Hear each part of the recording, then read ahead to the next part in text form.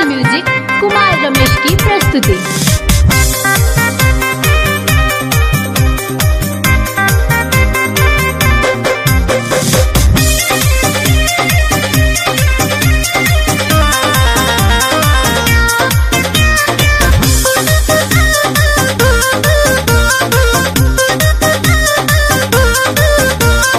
दिन भर में 4 बेर पिया तवे धार के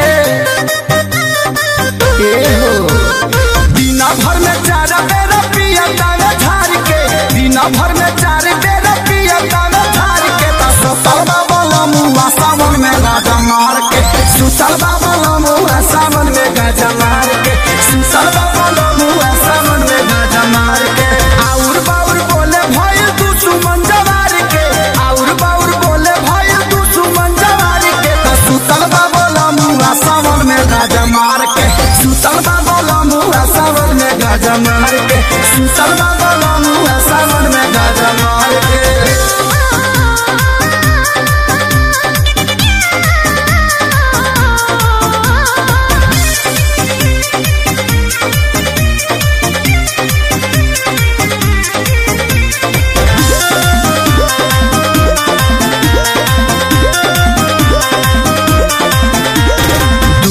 पकइले बाबा काई खेला लोगावा देखेला के हुसेल फी खींचेला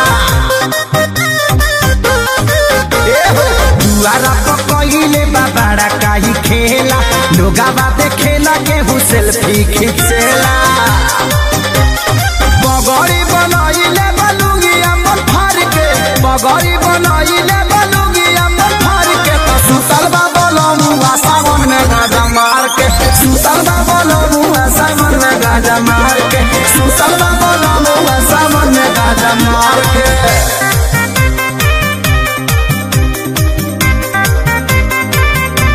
एंगल म्यूजिक कुमार रमेश की प्रस्तुति।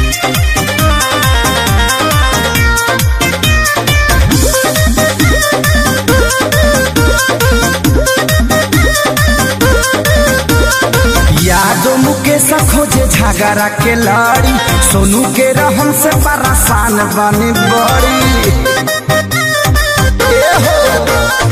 यादो मुकेश खोजे झगड़ा के लड़ी सोनू के रहन से परेशान बने बड़ी